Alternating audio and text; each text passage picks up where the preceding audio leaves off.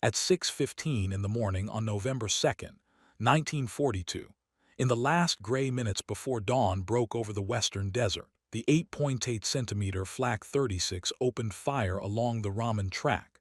It did not fire once.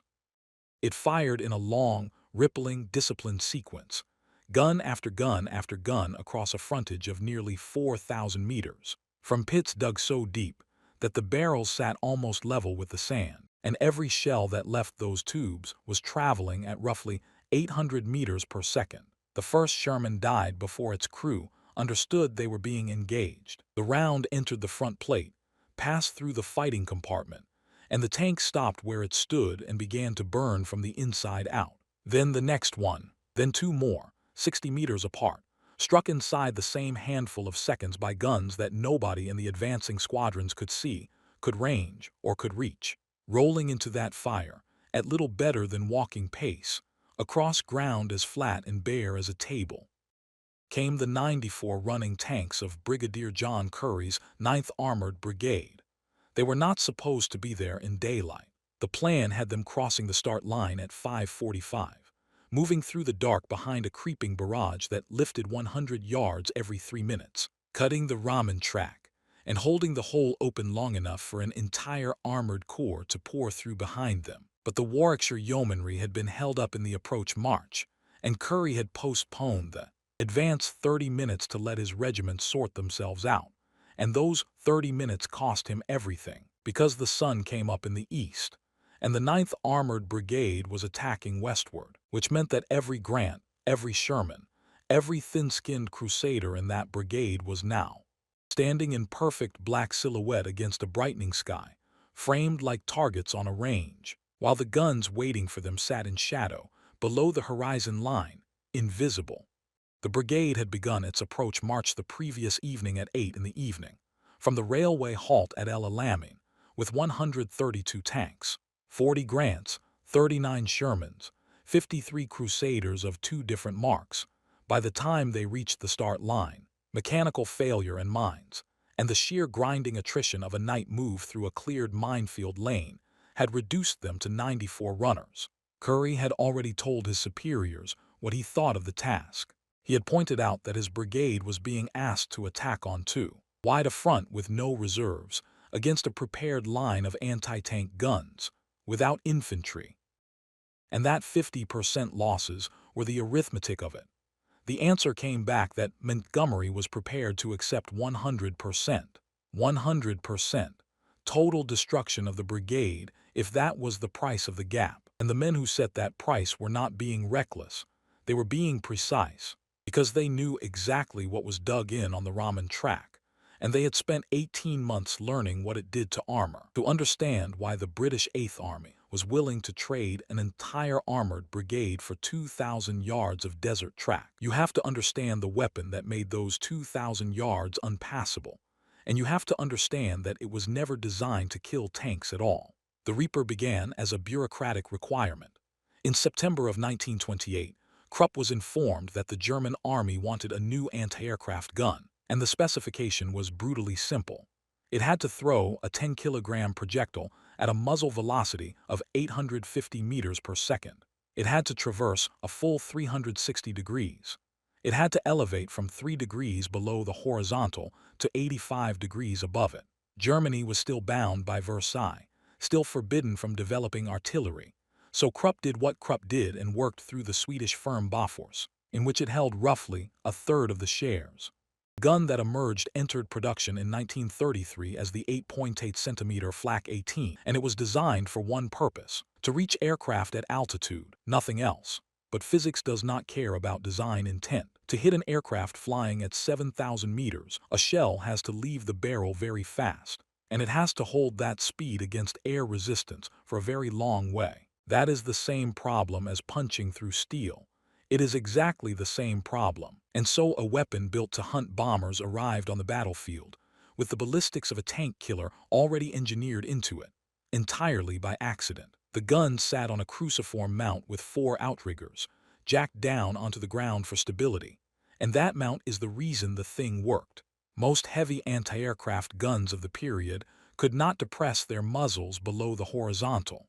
The 88 could. It could look a tank in the eye and shoot it. The breech was semi-automatic, using a vertical falling wedge that kicked the spent case clear and cocked itself, so a trained detachment could sustain 15 rounds per minute against ground targets and 20 against aircraft. For direct fire, it carried the Zielfenrohr 20 telescopic sight, 4 times magnification, 17.5 degrees of field of view, which at 1,000 meters gave the layer a view 308 meters wide. Now the numbers that mattered to a man inside a tank. The standard armor-piercing round left the muzzle at roughly 800 meters per second and punched through 128 millimeters of steel at 100 meters, and it was still going through 97 millimeters at 1,500 meters, and it was still capable of killing at 2,000 meters and beyond. Compare that against what it was shooting at. The Matilda infantry tank, the vehicle the British had christened the Queen of the Desert, carried 78 millimeters of frontal armor, and it was considered essentially immune to German anti-tank fire. Against the 88, it was cardboard, not damaged, not disabled, perforated, at ranges where the Matilda's own 2-pounder gun, a 40mm pop gun issued with solid shot and no high-explosive shell at all, could not even mark the enemy's paint. That was the arithmetic. The 88 could kill you from beyond a mile. You could not kill it from a quarter of that. And it fired flashless propellant, which meant that in the shifting, mirage-heavy light of the desert, from a hull-down pit at ground level, there was frequently nothing to shoot back at even if you had possessed the means. The world learned this on June 15, 1941. Rommel had spent the previous month studying a failed British attack, and he had drawn the correct conclusion. He fortified the Hafia Pass, a narrow break in a 600-foot escarpment 11.5 kilometers east of the Libyan frontier, and he put a mixed garrison in it under a former Lutheran pastor named Wilhelm Bach. 500 Germans, 400 Italians, a battery of captured French 155mm guns, and 5 8.8cm flak guns from the 1st Battalion of Flak Regiment 33, buried to the muzzle, camouflaged, sighted with the patience of men who had all the time in the world. At 5:15 in the morning, the British Coast Force began its advance. The artillery bogged down in soft sand and fell behind. At 6, Major C.G. Miles, commanding C Squadron of the 4th Royal Tank Regiment, made the decision every armor officer in that war made at some point and lived to regret. He went in without the guns. He had 13 tanks, 12 Matildas and 1 light. They came up the pass and the 88s let them close and then opened. All but one of Miles's tanks were destroyed. Below the escarpment it was worse. Anti-tank fire took the leading vehicles, mines took 4 more, and the burning wrecks jammed the tracks so completely that the 2 surviving Matildas could not maneuver at all and were reduced to firing from where they stood, like fixed pillboxes, until they too were dealt with. 11 Matildas were left on that slope. 1 young officer stayed with a mortally wounded troop leader who had lost both legs, an arm, and an eye, and who was too heavy to lift, and gave him morphine and stayed until he died, and then went from disabled tank to disabled tank stripping breech blocks so the Germans could not use them. By nightfall, the 4th Armored Brigade had gone from roughly 100 Matildas to 37. Across 3 days of Operation Battle Axe, the British had 220 tanks knocked out. 4 days after it ended, General Wavell was removed from command of the entire Middle East. The men who survived Hafia named it Hellfire Pass. The name stuck for the rest of the war. In Bach's garrison, that small mixed force with its 5 guns held out for another 7 months, long after the front had swept past them, until January 17, 1942, when starvation finally did what the Royal Tank Regiment could not. What Rommel took from Hellfire Pass was not a victory, it was a method. He formalized it into something the British came to call the Flak Front, and it was the single most efficient tank-killing system of the Desert War. The Luftwaffe flak battalions would be pushed forward, ahead of the panzers, and dug down to ground level where the guns effectively vanished. Then a few troops of tanks would probe out, make contact with the British armor, engage briefly and withdraw. Not fleeing, fishing. The British would follow, because the British always followed, and the panzers would draw them across the front of the buried guns, until the entire attacking formation was lined up broadside at 1,500 meters. And then the 88s would start work, methodically, one target at a time, taking the whole line apart while the men inside those tanks fired blind into empty desert, with guns that could not have reached even if they had found something to aim at. By the autumn of 1942, that method had been institutionalized. On August 15th on Sicily, the Germans assembled the 19th Flak Division from the staff of the 7th Flak Brigade and shipped it straight to Africa under Generalleutnant Heinrich Burchard, and by October 20th, it counted 6,302 men. Its two principal formations were Flak Regiment 102 and Flak Regiment 135. Between them, at the opening of the battle, they fielded 86 8.8-centimeter guns at the front, with another 52 held back to cover the airfields and the ports. It answered directly to Army command. It was not there to shoot at aeroplanes. Montgomery understood the threat so precisely that he issued a standing instruction to his armored brigade commanders, in writing, telling them to avoid the Flak front wherever humanly possible, and to conserve their strength for the tank battle that would follow. Do not go near the guns. That was the doctrine of the 8th Army going into the largest set-piece battle it had ever fought, which is what makes what happened next so difficult to look at. Because on the morning of November 2nd, after 11 days of grinding attrition through 500,000 mines, after Operation Lightfoot had ripped itself apart against the Devil's Gardens, after 7 hours of air attack and a 4.5-hour bombardment, in which 360 guns threw 15,000 shells into the Axis line, Bernard Montgomery looked at his map and found that he had no infantry left to do the job. The New Zealanders were fought out. The Highland Brigades were fought out. There was one static obstacle standing between the 8th Army and the open desert beyond, and it was a wall of anti-tank guns strung along a lateral track in front of a low rise called Tel El Akakir. So he ordered his armor to charge it, frontally, in the open, into the guns. And at 6:15, with visibility at about 100 yards and the sky going pale behind them, Brigadier John Curry's 3 regiments crossed the line and started forward on a bearing of 305 degrees, with 1 3/4 miles of flat ground in front of them and 86 of the most lethal direct fire weapons on Earth waiting at the other end of it.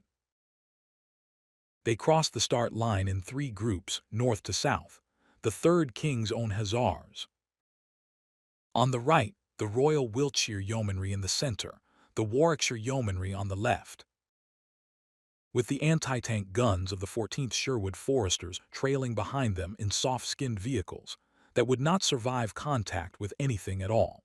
Lieutenant Colonel Farquhar took the 3rd Hussars forward with 23 tanks. He had started the operation with 35. The approach march had eaten the other 12 before a single enemy round had been fired at him. The barrage walked ahead of them at 100 yards every 3 minutes, which is a pace a man can stroll. And behind that curtain of shellfire, the brigade ground forward across ground that offered nothing. No fold, no ridge, no wadi, nothing but a low berm running the length of the Raman track, 6 inches high, which is precisely as useful as it sounds. And then the barrage lifted. That is the moment. Every armored action of that war has a moment where the artillery stops, and the tanks are suddenly alone in the open, and the men on the guns waiting for them stop keeping their heads down and stand up to their sights. And in the 2 or 3 seconds it takes them to lay on, the entire arithmetic of the battle reverses.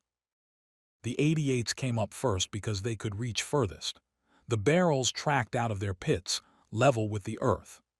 and started at the outer edge of their range, where the British could do nothing but drive and burn.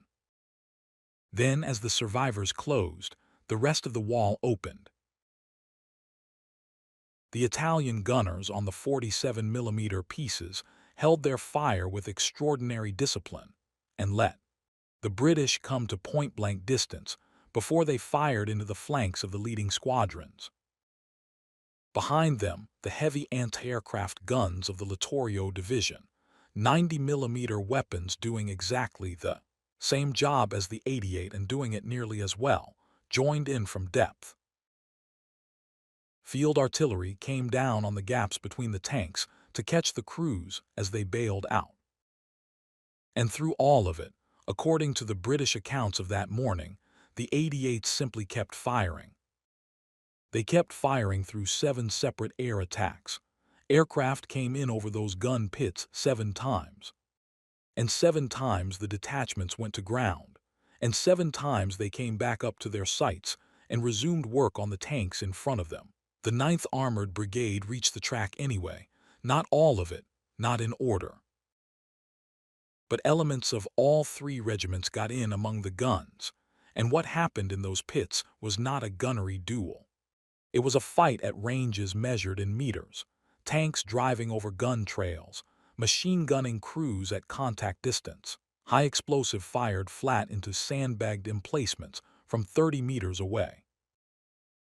The Italian Corps commander later acknowledged 35 anti-tank guns lost in the defense of that ridge, along with several tanks, and among the dead was a captain of the Trieste division killed, leading his vehicles into the counterattack. But the wall did not break. It bent, and it bled, and it held, because the Panzer Army had one more card and played it correctly. German and Italian armor came in from the flank, and drove a wedge between the Warwickshire Yeomanry and the Royal Wiltshire Yeomanry, and at that point Freyberg, watching his borrowed brigade being consumed in front of him, called the attack off. Later that morning, a New Zealand brigadier came forward to find the armor that was supposed to be covering his infantry. He found Brigadier John Curry asleep on a stretcher beside his tank, still fully dressed, with perhaps a dozen tanks dispersed around him in the sand. He asked where the armored regiments were. Curry gestured at the vehicles around him. Those were the armored regiments. 24 tanks out of 94, 230 casualties out of 400 men. 75 vehicles burning or wrecked across a mile, and 3/4 of open desert, most of them killed by guns their crews never saw. By any measure that has ever been applied to armored warfare, the 9th Armored Brigade had been annihilated. And it had won the battle. It simply had not happened yet. Because a gun that cannot move is not a weapon. It is a piece of terrain, and terrain can be walked around. This is the part of the 88 story that gets buried under the mythology, and it is the part that killed it. Look at the physical object rather than the reputation. In firing position, on its cruciform mount with the outriggers jacked down, the Flak 36 weighed 5,150 kilograms, complete with its carriage and bogies for towing, 7,450. It stood about 2.1 meters tall in action, which meant that unless the crew had time and men and shovels to sink it into the ground, it was a target the size of a small house, with no armor on it worth the name.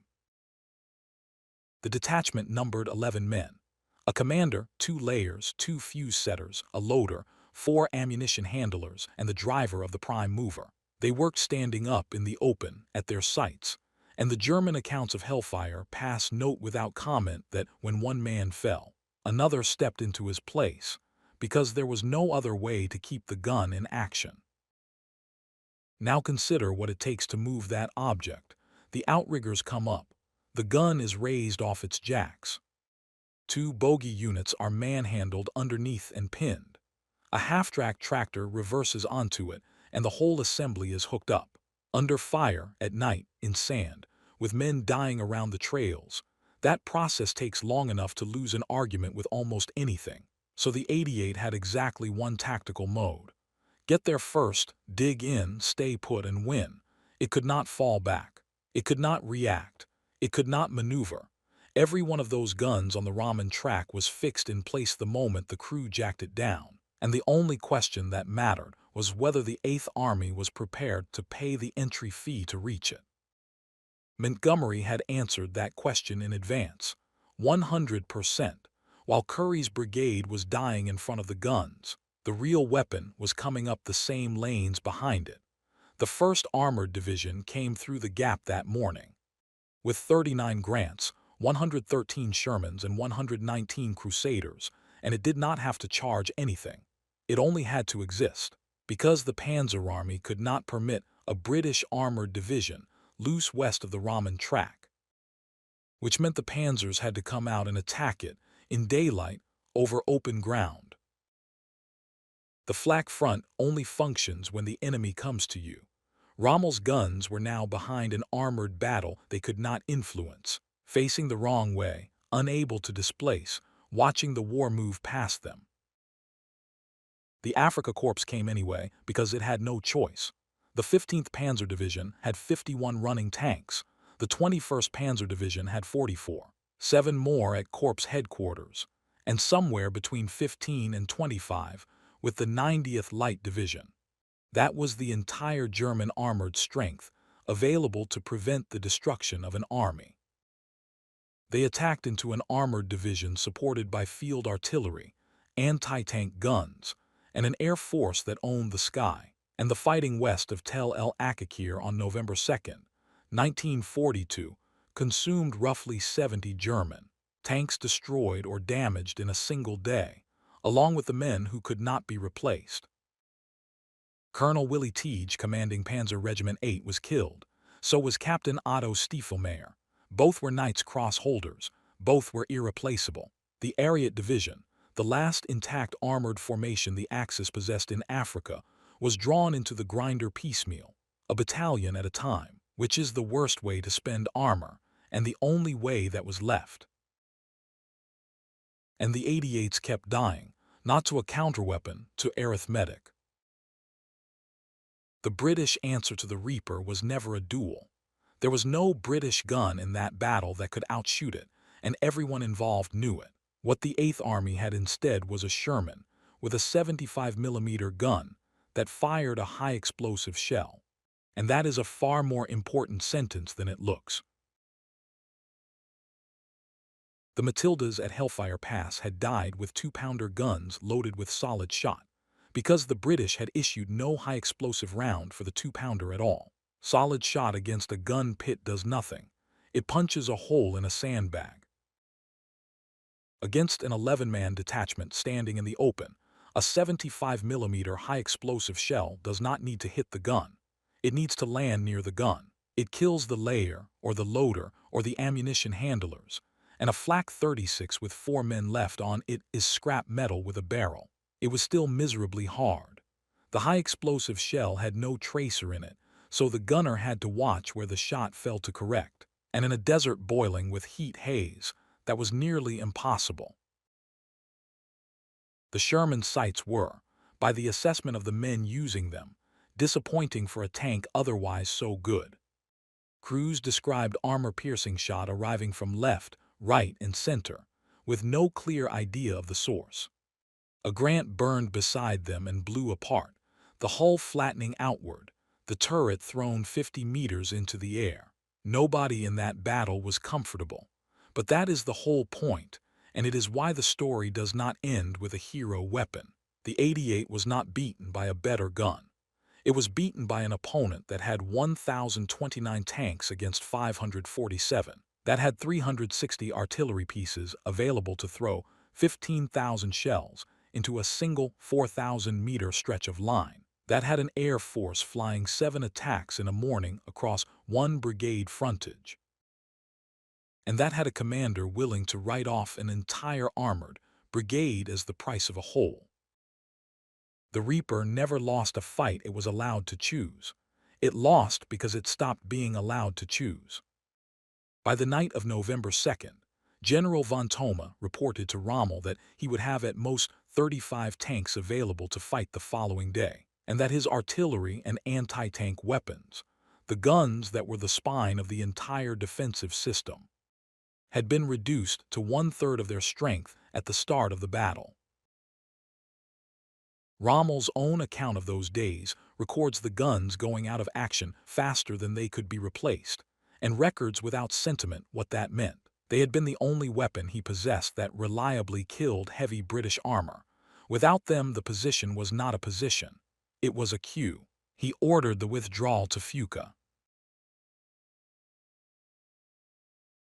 The mobile formations, the Italian 20th Corps, the Afrika Korps, the 90th Light Division and the 19th Flak Division itself, were told to fight their way back. Everyone else was to get out however they could, with whatever transport existed, which for tens of thousands of Italian infantrymen meant on foot, in the open, under an air force that had nothing else to do, at 8:30 that same evening.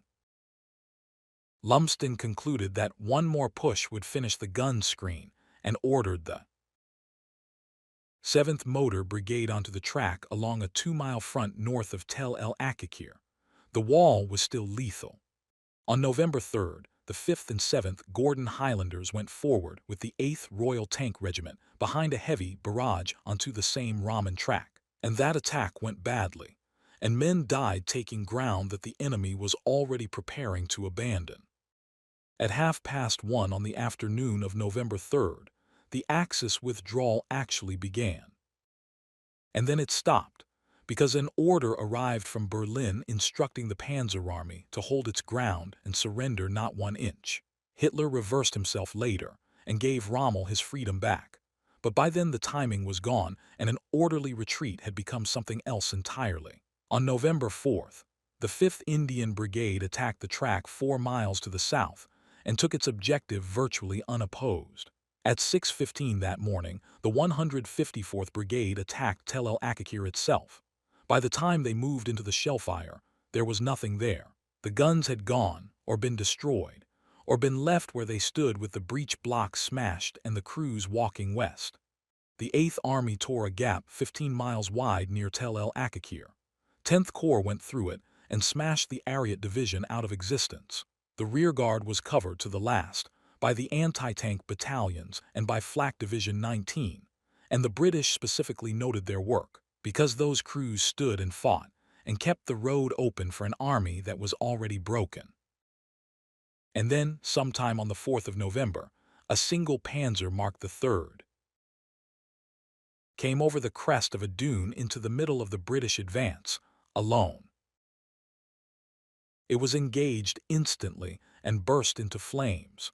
The commander and crew got out and were pinned to the ground by shell fire. One tall figure detached himself from the group and walked slowly forward, upright, across open desert, carrying an outsized pair of binoculars, with the facings glittering at his shoulder and collar.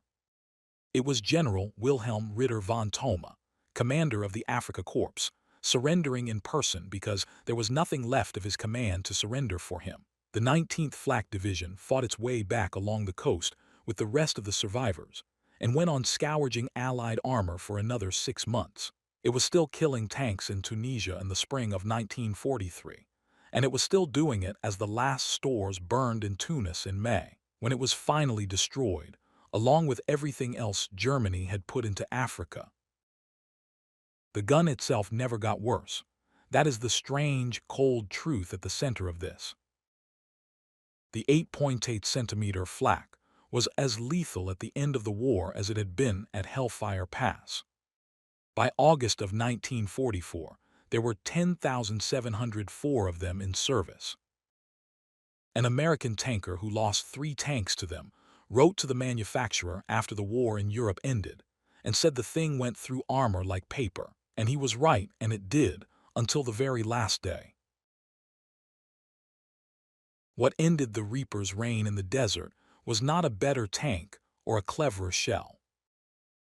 It was the removal of everything the gun needed in order to be a gun: fuel for the prime movers that towed it, ammunition columns that could reach it, air cover so the crews could stand at their sights, panzers out in front to bait the trap, trained men to replace the 11 standing in the open when the shells came down. Strip those away, and the most feared direct-fire weapon of the Second World War becomes 5,000 kilograms of steel bolted to the ground, facing one direction, waiting for an army that is no longer coming that way. The 9th Armored Brigade did not defeat the 88. Nobody defeated the 88. What Curry's regiments did on the morning of November 2nd, 1942 was absorb it. They drove 94 tanks into 86 barrels and traded 75 of them for 2,000 yards of track. And they held the door open, with the wreckage of their own brigade long enough for the men behind them to walk through it. That is not a victory anyone celebrates. It is the bill. And it is worth remembering, the next time somebody calls the 88 the greatest gun of the war, that the men who gave it its reputation were the ones it killed. They named it in the language of harvest, because that is what it looked like from the inside of a Sherman at 1,500 meters. Something patient, something that did not miss, something that took the row in front of you and then started on yours. The desert kept them, the gun kept firing, and the 8th Army kept walking through the gap they bought.